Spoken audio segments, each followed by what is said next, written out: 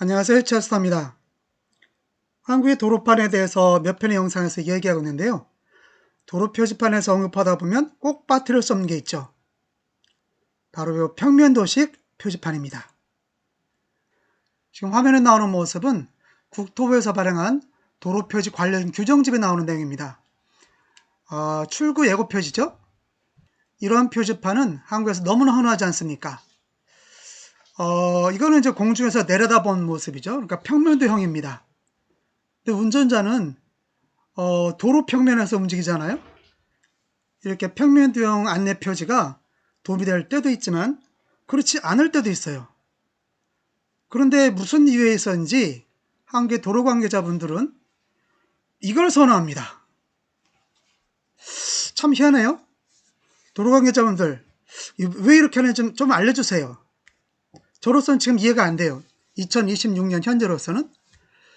제가 운전을 시작했던 1983년도 그때만 해도 한국에 차가 많지가 않았어요. 지금처럼 많지가 않았고 아주 적었죠. 그리고 도로폭도 되게 좁았어요. 도로가 형편없었죠. 지금 기준으로 본다면. 그 1차선 도로도 되게 많았어요. 편도 1차선. 커봤자 편도 2차선 이 정도. 그 편도 1차선이라면 이런 표지판이 맞아요. 그냥 가다가 1차로를 그냥 따라가다가 그냥 다 이렇게 분기되는 겁니다. 그러니까 큰 어려움이 없어요. 물론 뭐 다른 방법이 더 좋은 방법이 있을 수 있는데 이런 방법도 그렇게 나쁘지는 않았어요. 어떤 분들 이렇게 얘기하는 분도 있어요. 이거는 이제 옛날 일본의 잔재다 이런 말씀을 하는 분도 있죠.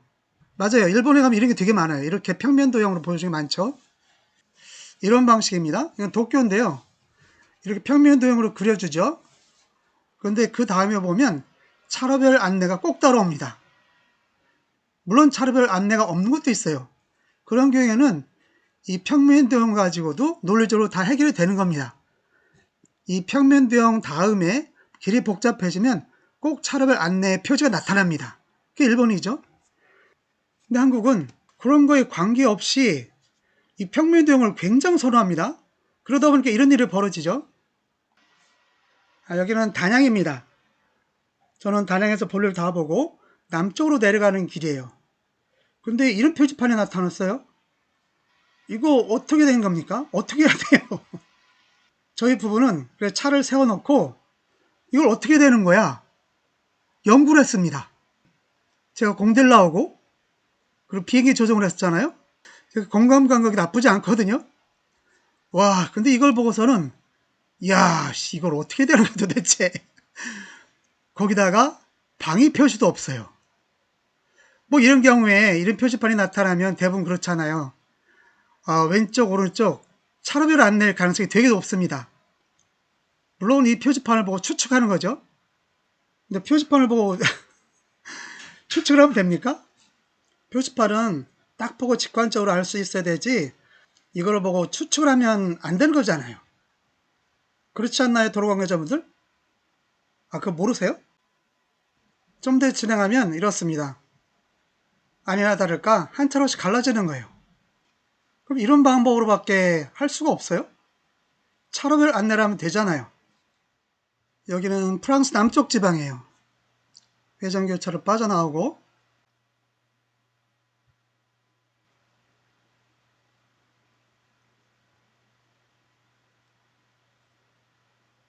이런 표지판이 나타납니다. 오른쪽은 직진, 왼쪽은 갈라지네요. 저는 직진합니다.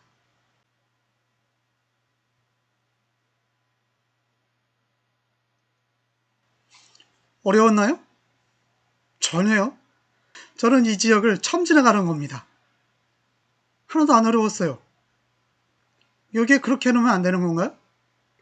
표지판 두 개를 만들어 놓고 왼쪽에는 영주, 단양 IC, 남쪽 방향, 오른쪽에는 제천, 북단양 IC, 북쪽 방향, 화살표 6시 방향 이렇게 해놓으면 되는 거 아닌가요?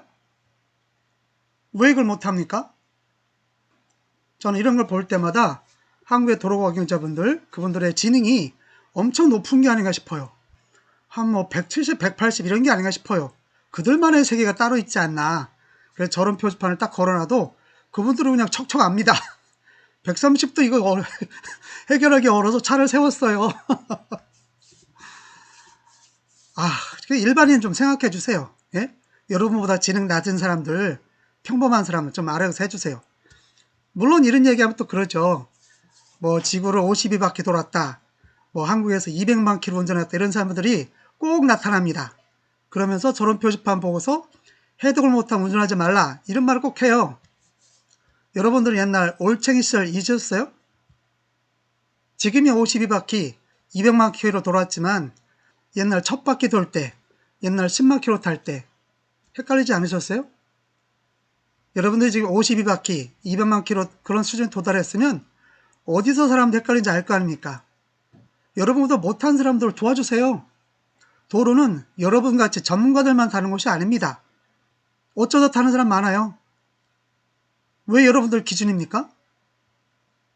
가장 약자 기준으로 도로를 만들어내는 게 정석입니다. 물론 한국은 예외예요. 한국은 전 세계 다 독특한 도로니까 한국은 예외로 합시다.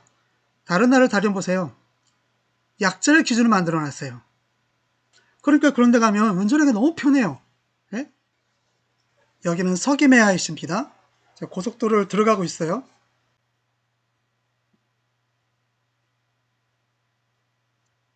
안쪽으로 들어갑니다. 길바닥 여러 개가 써 있네요. 여기 들어가면 저렇게 평면도형 표지판이 보입니다. 카카오맵입니다. 근데 예전에는 이게 몇 년 전에 이게 1차로였어요, 여기가. 그때는 이 표지판이었어도 뭐 크게 문제가 없었죠. 근데 이게 2차로 늘었거든요. 그러면 거기에 맞춰서 해야 되는 거 아니에요.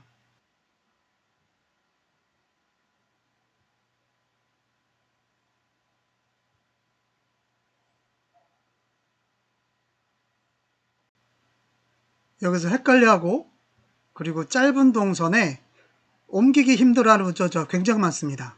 차량이 많거든요. 그 100m밖에 되지 않는데 거기서 자신이 타야 될 차로가 이게 아니라는 걸 깨닫고 다른 차로 옮기려면 차량들 때문에 이게 쉽지가 않을 경우 굉장히 많아요. 그런데 왜 이렇게 어렵고 위험하게 만듭니까? 이게 최선의 방법입니까? 여기도 프랑스 남부입니다. 다녀보면 북미 쪽이 표지판이 제일 잘 돼 있죠. 그리고 유럽에서는 네덜란드가 잘 돼 있어요. 네덜란드 도로가 확실하죠. 근데 거기에 비해서 프랑스는 약간 좀 처져요. 물론 한국보다는 몇십 배 낫습니다.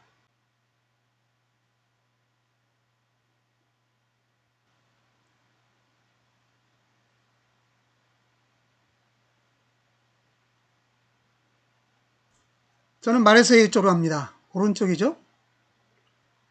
이 프랑스도 약간 허접한 게 위에 보면 고속도로 이름이 똑같죠. 근데 방위 표시가 없어요. 저는 마르세유 쪽으로 갑니다. 오른쪽이죠. 이 길을 난생 처음 가는데도 헷갈릴 이유가 없어요. 딱 보면 알잖아요. 여기는 갈라지기 100m 전방까지 평면도형을 걸어 놓습니다.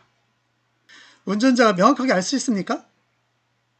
길바닥에 지금 순천, 부산이 써 있죠. 부산은 오른쪽 동선이 맞아요. 왼쪽이 길바닥에는 순천이 써 있습니다. 표지판은 창원과 서부산이에요. 이게 또 매치가 안 돼요. 계속 헷갈리는 거죠. 도로 관계자분들, 이런 거 하나 매치를 못 시켜요? 여기는 서청주 IC입니다. 지금 톨게이트를 막 지났어요. 이렇게 갈라진다고 표지판이 있습니다. 왼쪽이 동서울, 오른쪽이 대전. 똑같은 문제죠.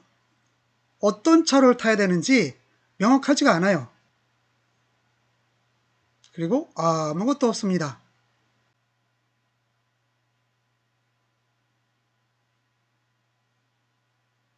그러다가 갈라지는 데서 이런 표지판이 나타납니다. 이 영상은 2021년 거예요. 5년 전 겁니다. 지금은 이렇게 되어 있습니다. 대한민국 문제구간에서 등장하는 색깔 유도선. 여기도 나타났죠? 그리고 표지판에도 칠해져 있어요. 자, 워크로드를 한번 따져봅시다. 표지판을 보고 이렇게 갈라지는가 보구나.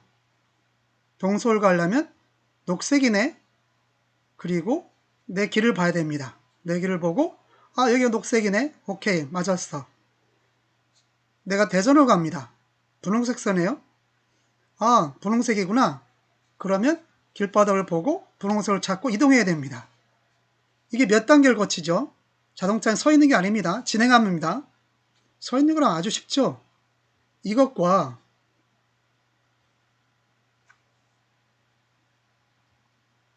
이것 어떤 게 쉽습니까?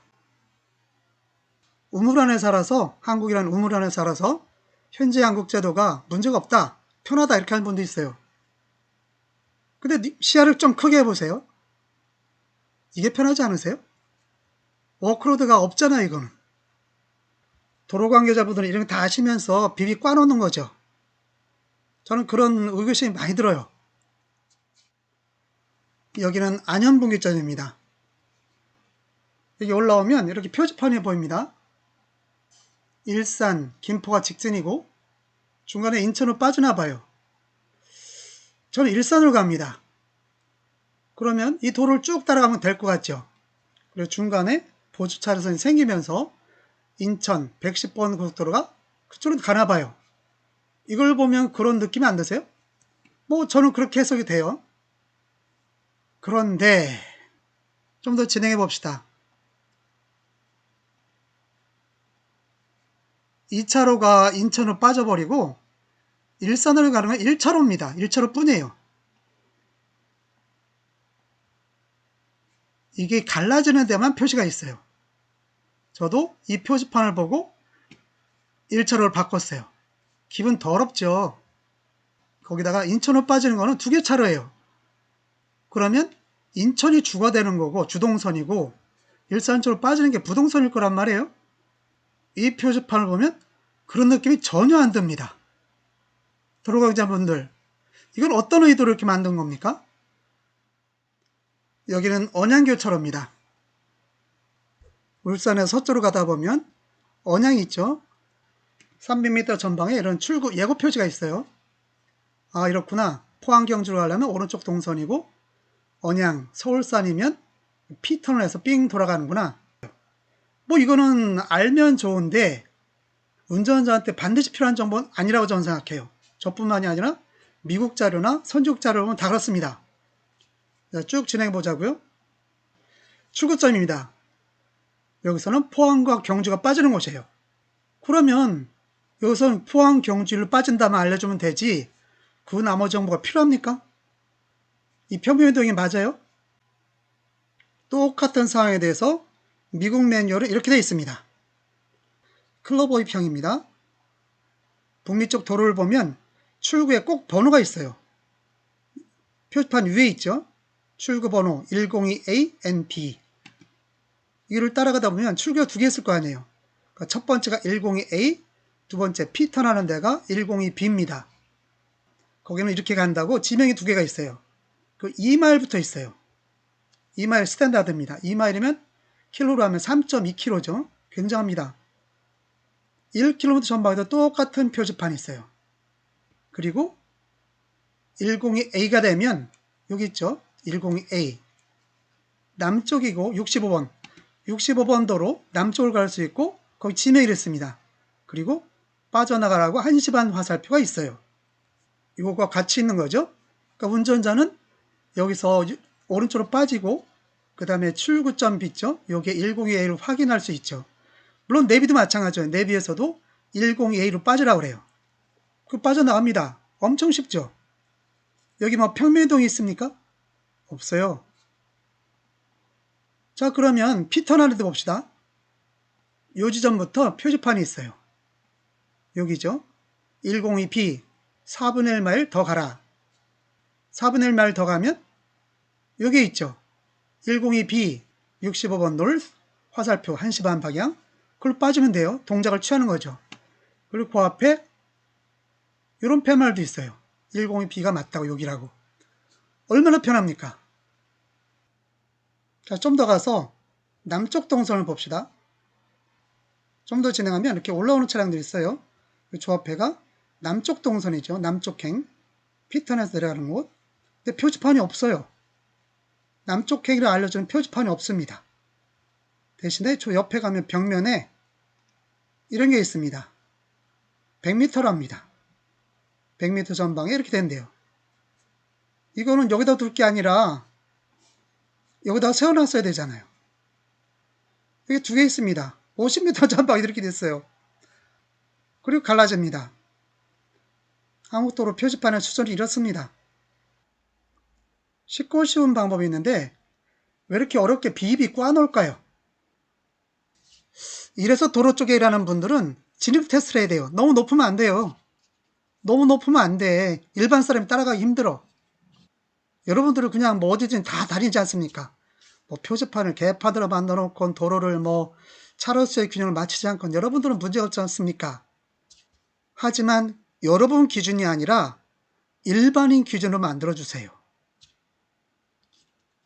우리도 선교사들처럼 쉽고 편하게 좀 다녀봅시다.